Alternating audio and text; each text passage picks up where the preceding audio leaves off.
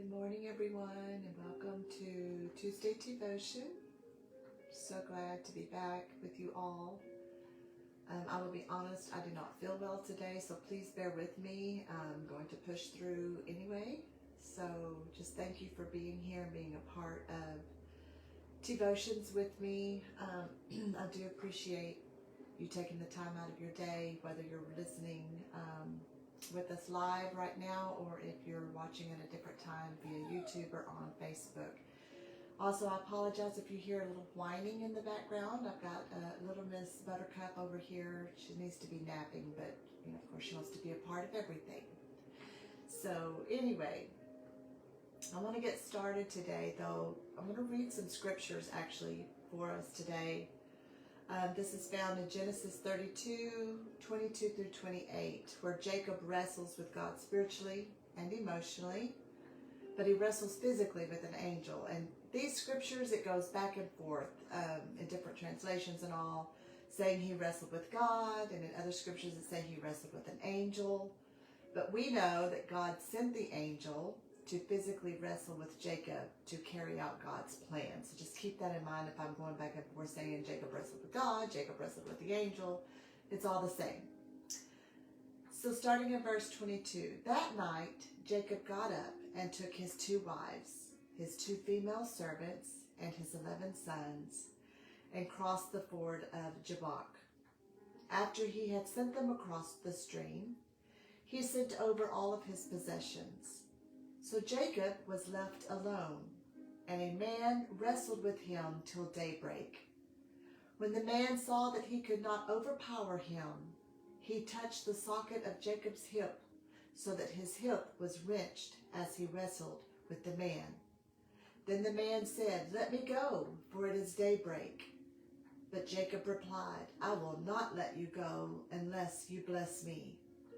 The man asked him, "What is your name?" "Jacob," he answered.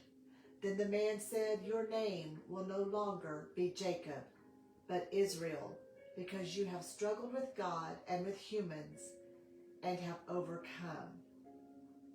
Take note here that names meant something in the Bible, and we'll cover that here shortly. But in an earlier passage of scriptures, Jacob tried to force God's promise of the birthright through scheming and lying, learning the hard way that trying to help God out only leads to broken family dynamics, fear, and exile. And over the past few devotions, y'all have heard me say it so much of how we get in the way of God's plan and purpose for our lives because we think that we have it all worked out. We have all the answers, and we need to tell God how he needs to do things. Well, we don't. And this is way back in Bible days where someone tried to do that very thing too. But I appreciate the fact that God works through flawed people. You might say, what was Jacob's flaws? Well, he was very much a deceiver. He was a liar. And he was always trying to scheme things, to do things on his terms. But despite Jacob's deceitful and cunning nature, God still chose him, protected him in his exile, and patiently pursued him to fulfill a greater divine plan. When Jacob fled from his brother in deep fear and guilt, God met him at Bethel with a ladder reaching to heaven, showing that God's grace finds us even when we are running from our past.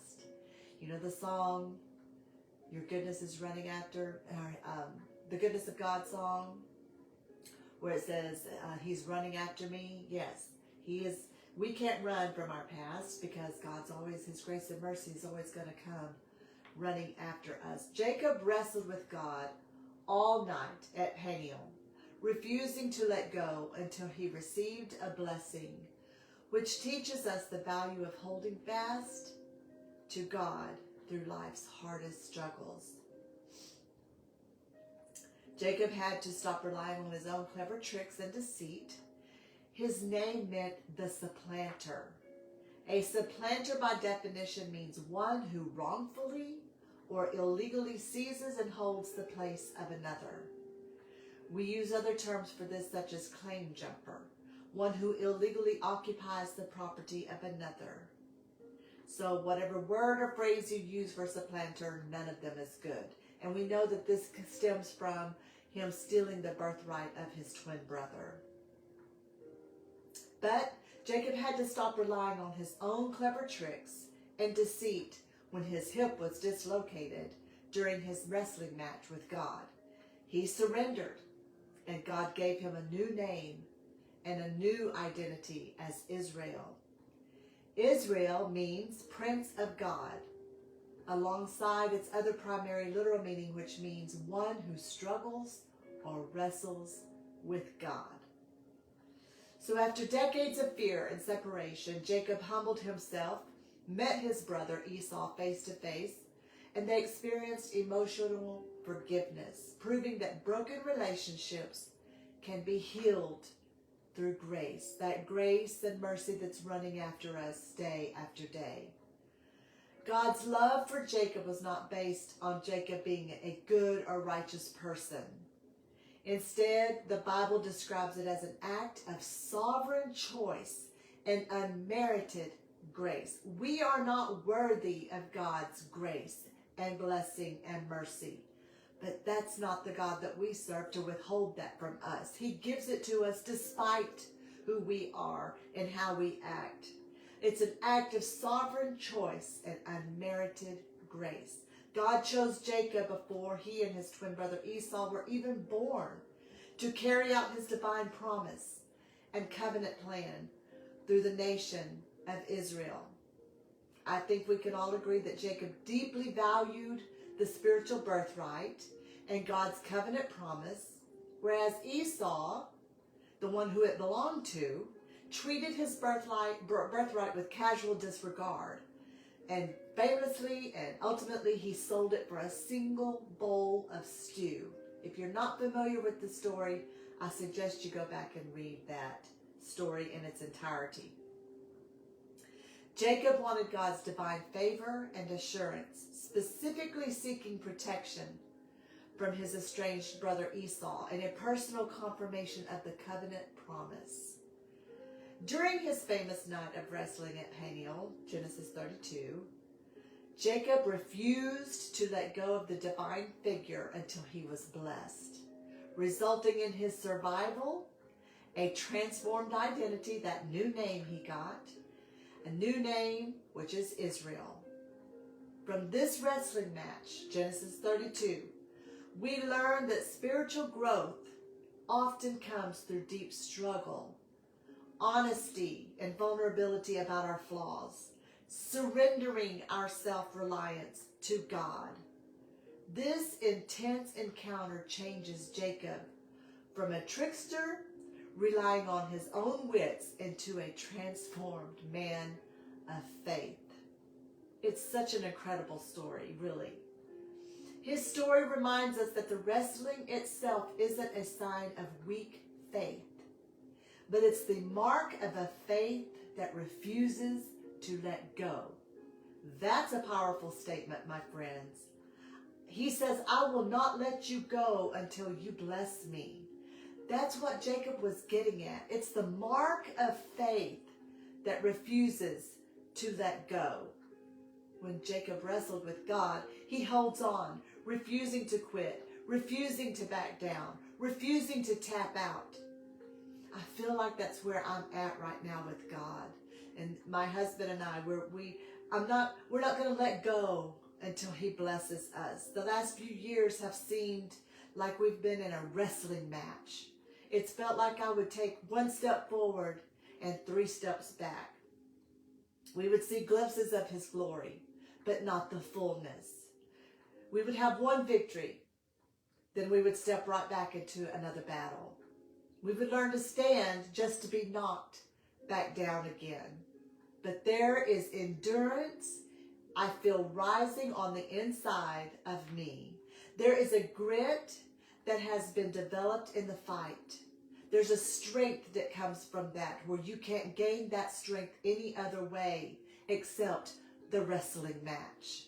I'm not satisfied with halfway. I'm not okay with just glimpses of the glory. I'm not stopping until the battle has been won. And by the way, he says it's not our battle. It's his. It belongs to the Lord. I'm grabbing the altar until there is a breakthrough.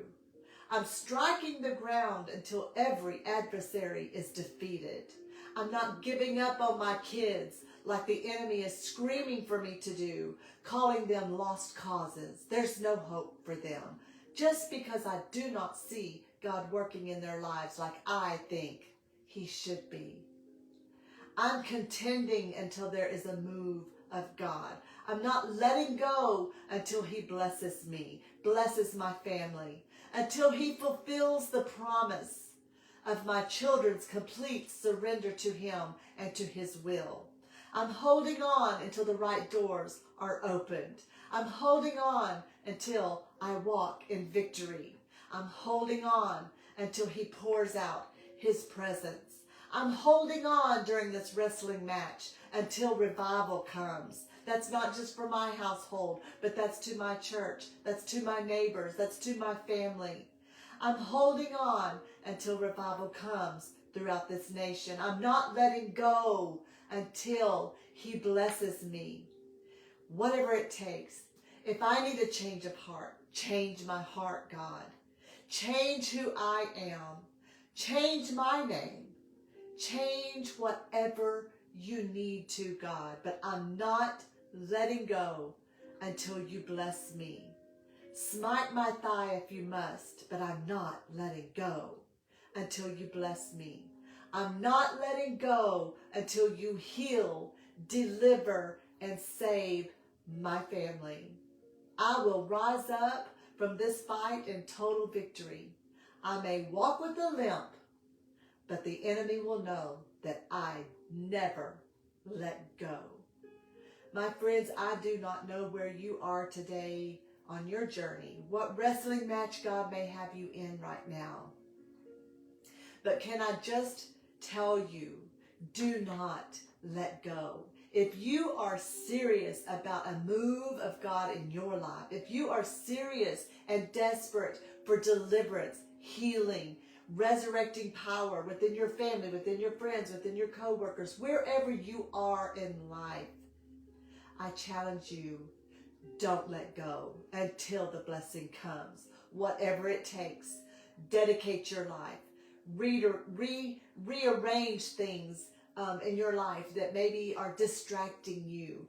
Do whatever it takes, because I'm telling you, this world that we live in is wrapping up very quickly. It's a sick, sick world that we're living in today. And unless we have our hold on the horns of the altar, unless we are gripping firmly and tightly to the values that God has placed within us through his word, I'm telling you, friends, I'm not going down without a fight. And I don't believe that we're going to go down defeated, because my God is undefeated. The battle is not mine. The battle is not yours. It belongs to God. But it's how we respond within the battle that we're going through. If we're desperate enough, we're not going to let go until he blesses us. So my friends, I challenge you today, whatever that looks like for you, do whatever it takes. Because we may come out with a limp, but that's okay. That is our testament and our testimony to the enemy and to those around us that we were in a fight. Yes, we were. But we did not let go. And that limp we walk with is evident of the blessings of God on our life. God bless you today. Thank you for bearing with me. Pray for me, because I really do need a touch in my body today. Just not feeling well at all. But I'm not going down. I'm not going down. I may come out of this thing with a big old limp, but I'm not letting go to God's promises, to his plan and purpose for my life, for my family's life. So be blessed today. Do whatever it takes, limp and all, my friends. I love you. Have a blessed rest of your day. God willing, we'll be back next week with you again. Have a blessed day.